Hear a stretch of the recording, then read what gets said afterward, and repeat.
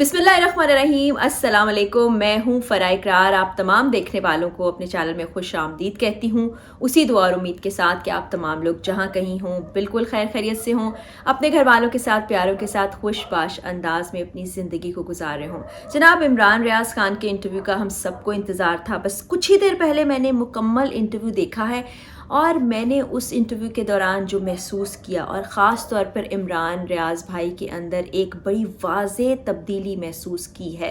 I am sure बाकी लोगों ने भी की होगी, लेकिन मेरा क्या ख़्याल रहा उस इंटरव्यू के बारे में, मैंने क्या वो तब्दीली महसूस की और उसके बारे में मुझे कैसा लगा, वो आप तमाम लोगों से शेयर करना है। बाकी उस इंटरव्यू के दौरान बहुत सी अहम बातें भी इमरान भाई ने कही हैं, उसको भी हम ज़ेर बहस लेकर आएंगे। उन्होंने बहुत से लोगों का शुक्रिया अदा किया, कुछ लोगों से उन्होंने माफ़ी भी मांगी है। वो कौन लोग हैं? मुख्तलिफ न्यूज़ चैनल्स को, बल्कि तमाम न्यूज़ चैनल्स को उन्होंने एक मशवरा दिया है। वो मशवरा क्या है? और फिर 142 दिन का सफ़र कैसा रहा, वो उस सारे वक्त में क्या करते रहे, और फिर उन्होंने ये क्यों कहा कि मर जाना इससे बेहतर था। वो तमाम चीज़ें हम डिस्कस करेंगे आज की वीडियो में। वीडियो का आगाज़ करने से पहले तमाम लोगों से रिक्वेस्ट करना चाहूँगी कि चैनल को सब्सक्राइब नहीं किया तो कर लीजिए। वीडियो पसंद आए तो उसको लाइक और शेयर ज़रूर कीजिएगा। तो जनाब इस इंटरव्यू का सबसे इम्पॉर्टेंट हिस्सा जो मेरी नज़र में है, वो मैं सबसे पहले आप तमाम लोगों के सामने रखना चाहती हूँ। हमने इमरान भाई को हमेशा एक ऐसे शख्स के तौर पर देखा जो जो कहता है डंके की चोट पर कहता है, और जिसको वो शख्स सही समझता है उसको कहता है। और हर किसी का हक है अपनी राय का इजहार करे, उससे आपका इख्तलाफ भी हो सकता है, आप उससे इत्तफाक भी कर सकते हैं। लेकिन आज मैंने उनकी ज़ात का एक ऐसा पहलू देखा जिसका इससे पहले मुझे अंदाज़ा नहीं था, और मुझे लगता है ये तब्दीली उनके अंदर इन 142 दिनों के अंदर आई, जहाँ पर वो ये कहते हैं कि कुरान पाक मेरा बेहतरीन साथी रहा, अल्लाह ताला मेरा बेहतरीन दोस्त रहा। उन्होंने कहा कि मैंने 40 से ज़्यादा सूरतें इस तमाम अरसे में याद कर ली। मैं अल्लाह से बातें किया करता था, अल्लाह को मैंने अपने बहुत करीब पाया, और सारे वक्त में मैंने देखा कि अल्लाह ये बताता है कि तुम्हारी औकात क्या है, और फिर ये दिखाता है कि मैं क्या हूँ, मैं ख़ुद कितना बड़ा हूँ। तो उन्होंने बार बार इस बात का जिक्र किया कि सबसे ज़्यादा मैं रब ताला के करीब हुआ, सबसे ज़्यादा याद मैं रब ताला को किया करता था।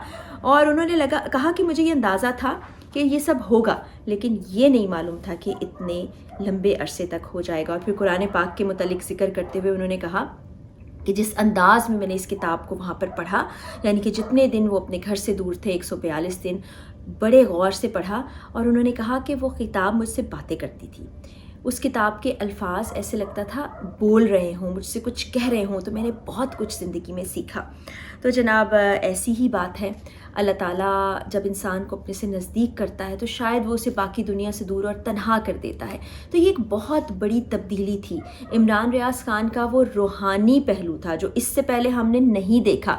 एक जर्नलिस्ट के तौर पर देखा, एक निडर और बेबाक इंसान के तौर पर देखा, जिसके दिल में जो कुछ आता है वो बोल देता है, उस शख्स के तौर पर देखा। लेकिन आज जो उन्होंने बातें की वो बहुत ही खूबसूरत बातें थी, ख़ास तौर पर कुरान पाक से मुतल्लिक और अल्लाह पाक से मुतल्लिक, और अल्लाह की क़ुर्बत जैसे उनको हासिल हुई है। लगता है कि उसमें मज़ीद इजाफ़ा भी आता चला जाएगा, और बड़ी खूबसूरत बातें हैं और बड़ी ही अच्छे अंदाज़ में उन्होंने बातें की। आप ज़रा बाकायदा बाकी इंटरव्यू की तरफ आ जाते हैं। ये चूँकि मेरे अपने दिल के बड़ी करीब थी बात, इसलिए मैंने आपसे शेयर कर ली। उन्होंने तफसीली इंटरव्यू किया, 1 घंटा 16 मिनट का ये इंटरव्यू था। अपने दोस्त जिनसे वो बहुत कंफर्टेबल हैं, जिन्होंने इस पूरे वक्त में उनका साथ दिया, और उनके आज वापस आ जाने में उस शख्स का भी बहुत बड़ा हाथ है, मियां अली अशफाक, उनको इंटरव्यू दिया। इंटरव्यू के दौरान उन्होंने अपनी ज़ाती ज़िंदगी से मुतल्लिक बातें की। वहाँ वो 142 दिन क्या महसूस करते रहे, फिर क्या उन्हें बाहर की दुनिया के बारे में कुछ मालूम था, लोग क्या कह रहे थे, वो सब उन्होंने दिल खोल के रख दिया।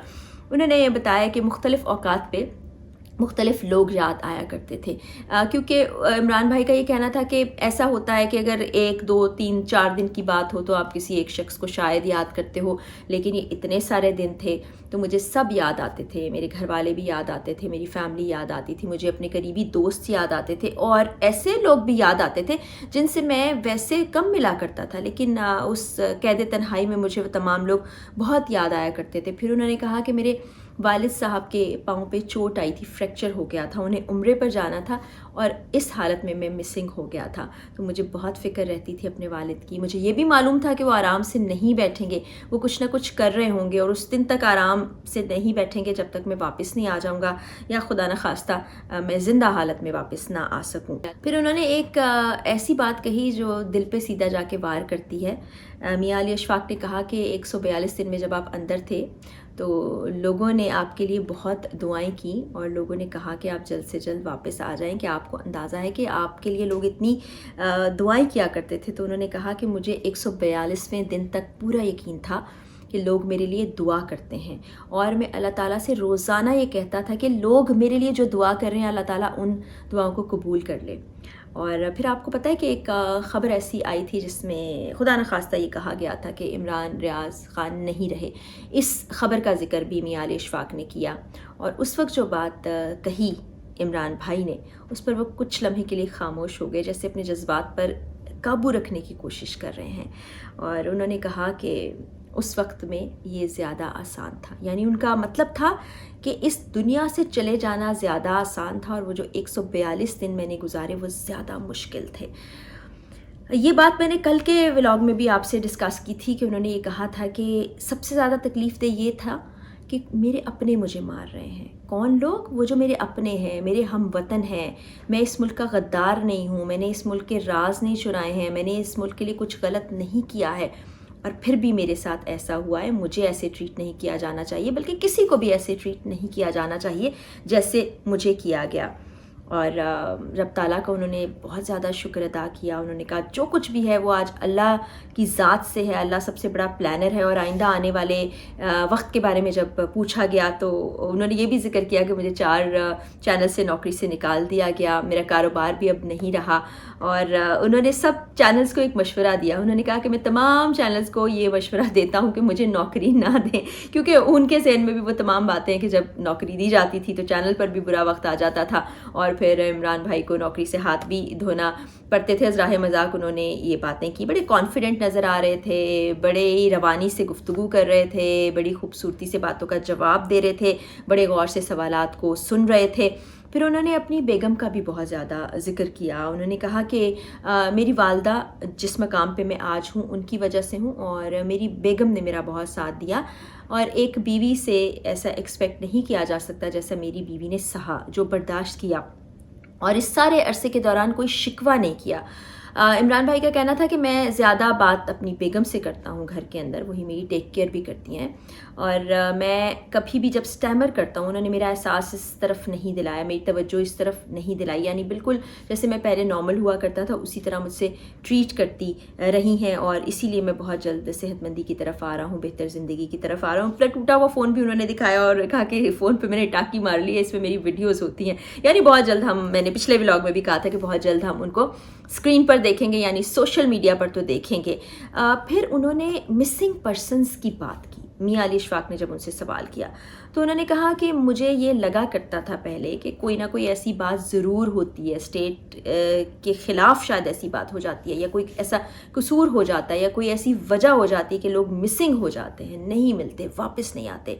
تو ان 142 دنوں میں مجھے احساس ہوا کہ بعض اوقات کچھ نہ ہونے کے باوجود بھی ایسا ہو جاتا ہے، آپ مسنگ ہو جاتے ہیں. اور اس بات پہ انہوں نے کہا کہ میرا ان تمام لوگوں کا مجھ پر قرض ہے، میں کوشش کروں گا اس قرض کو اتاروں. اور انہوں نے کہا کہ میں ان تمام لوگوں سے معافی مانگتا ہوں، یعنی مسنگ پرسنس جن کے لیے ان کے کچھ خیالات یہاں واپسی سے پہلے الگ تھے، ابھی کچھ الگ ہو گئے ہیں. یہ باتیں انہوں نے کہیں. پھر انہوں نے کہا کہ لوگوں کی محبت کا میں احسان مند ہوں، لوگوں نے اتنا پیار کیا، اتنی محبت کی.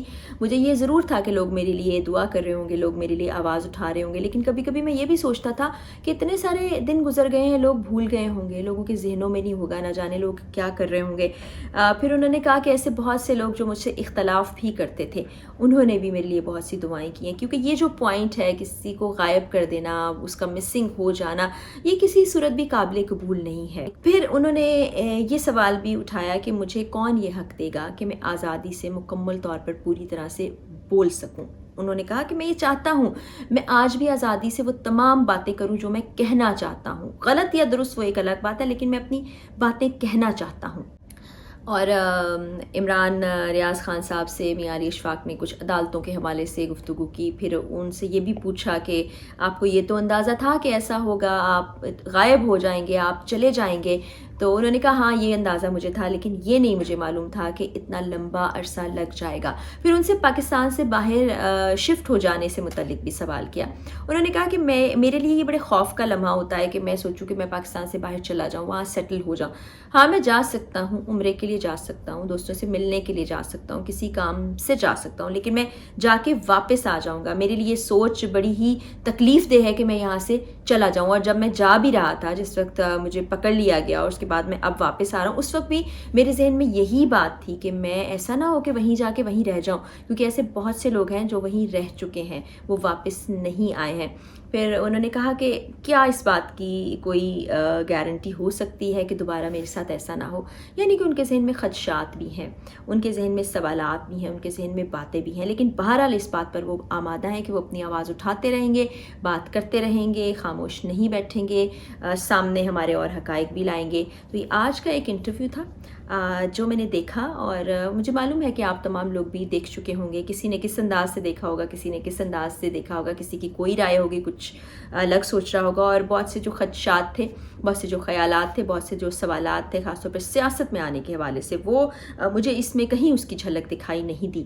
تو ہماری دعائیں عمران بھائی کے ساتھ ہیں، نیک تمنائیں عمران بھائی کے ساتھ ہیں. ہم ان کو دوبارہ سے سوشل میڈیا پر ایکٹیو دیکھنا چاہتے ہیں، اور انشاءاللہ بہت جلد ایسا ہوگا.